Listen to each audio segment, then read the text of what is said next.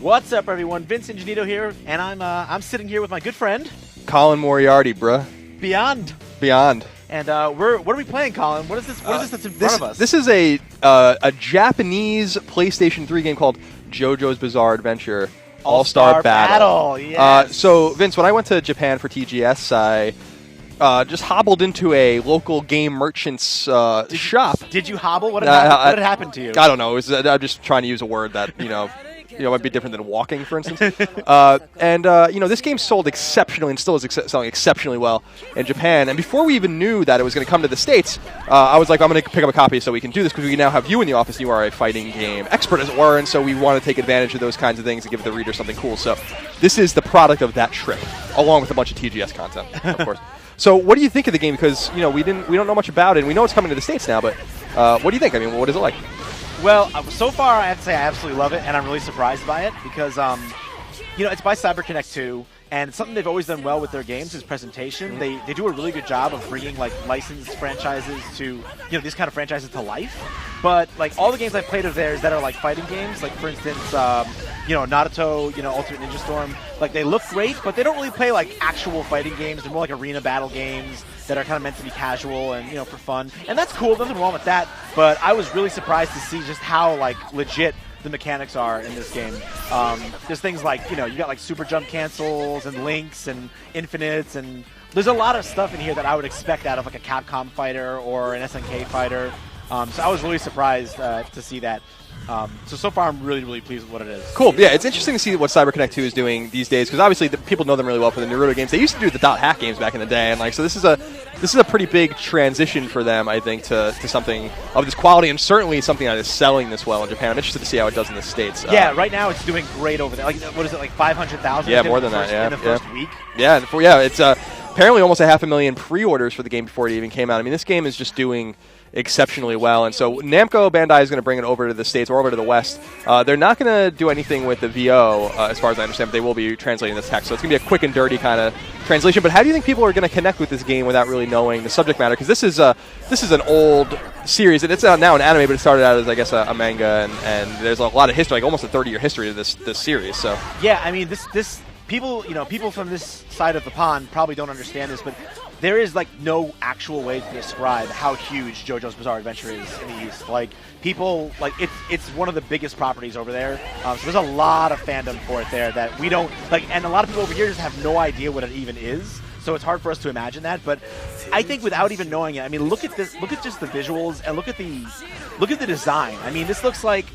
This is like Project Runway, but the fighting game.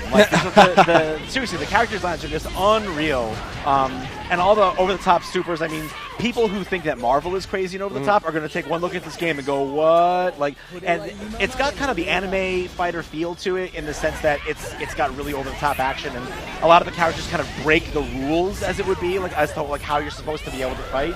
But people love that, especially fighting game nuts love that, and it's also great for casuals too, because when you can kind of open the game up and be really crazy and zany, and the nice thing about it too is that it's actually simple to play. At the base level, it's just quarter circles and half circles and easy ABC chains. I don't see any reason why someone who sits around on a Friday night and just randomly plays Street Fighter with their buddies can't pick this up and have a good time with it. A character like who I'm playing, I just played, Jolene Joestar.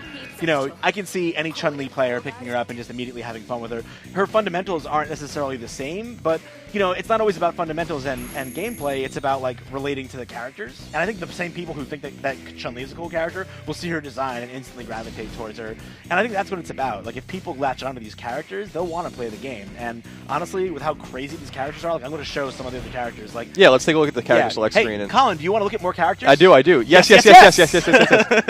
Love it. There's a ton of characters in this game, right? Yeah, it's 32. I haven't unlocked them all so far. I'm still working on that. But this whole top line is basically members of the Joestar family.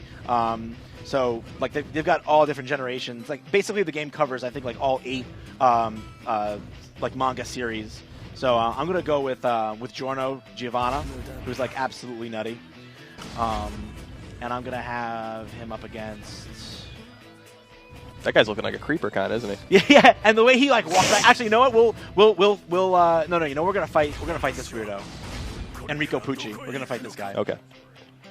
Now, both of these guys have really crazy kind of alternate modes they can enter that just have these unbelievable like Final Fantasy summoning type like level animations to it that just it's just totally bonkers. Like people walk by my TV like while I'm playing this at the office and they're just like, what am I seeing right now? So hopefully we can show people some of that craziness. So what's been the response in the the fighting game community is very fervent and active, and they love their games, as we all do. What's it been like with the import community and the fighting community? Are they importing the game? Are they liking it? What's the word from the East in terms of how the game is doing critically and how people are enjoying it there as well? Because obviously people love the manga, and so they're buying it based on that. But are they getting really involved in the game on a kind of a more mechanics level?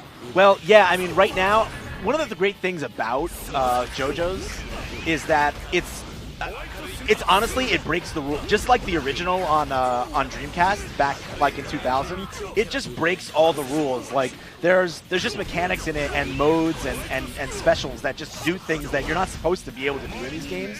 And I think that's what people, especially old school fighting game guys, like who just get bored of all the same stuff, love that about the game. Like, I know it sounds strange, like we do love balance and we want things to be fair, but at the same time, we also have a thing for like stuff that's completely stupid and like too powerful to bother, that shouldn't even be in the game. Like for instance, okay, that move that Pucci just did to me, like that super that he did, I can't use special moves now. Like every time I do a special move now for the rest of the round, I just flinch like that. And that sounds too powerful, and that's why veterans like me, like, we actually love it, believe it or not. So I think that because of how silly it is and the possibilities that like its system offers, right now everyone's really just having a good time with it. It's in that, I think for a lot of importers, it's very much in that honeymoon phase where they're just having a time and enjoying its silliness. Maybe at some point later that'll change, and when people try to get more serious about it, if they do, they'll kind of be frustrated by some of the craziness of it. But I think for right now, it's just novel, and everyone loves the feel of it. Like I'll show you. Okay, so I've got Max Vita now. I'm going to do something now that's pretty funny. So this guy has his stand. That's his summon character.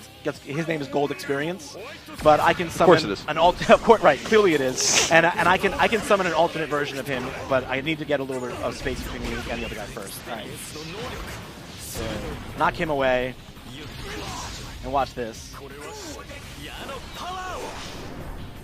Yeah, right in the chest. Stab my own guy. Yeah, the cutscenes are really cool. Yeah, it's sick.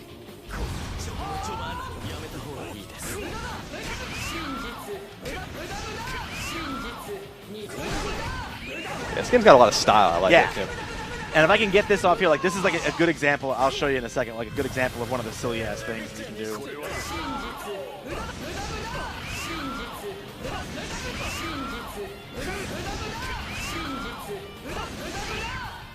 That was an infinite. I could have done that. I could have done that at, like, it's a tough link. It takes timing, but I could have done that ad nauseum.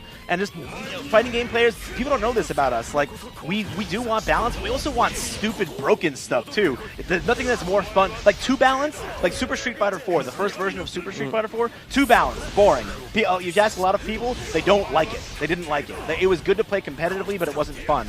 This game, it's so, in some ways, it's quote unquote broken that make it just so entertaining to play. And I think that's gonna pull in not just the hardcore, but it's gonna pull in casual people too. I think casual people, they want moves that look and feel fun to do, and I think that's something that the game does really, really well.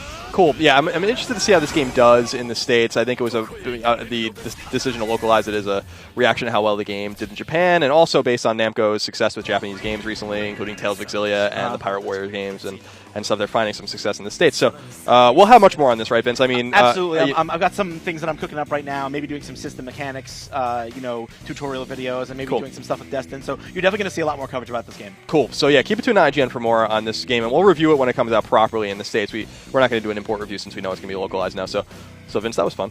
Yeah, always been a blast, and everyone, for everything you need to know about weird-ass stand characters that are named Gold Experience and White Snake and Sea Moon and all kinds of crazy things like that, you know where to keep it. Keep it right here on IGN. Yeah. Perfect. Cool. Awesome. Thanks, man.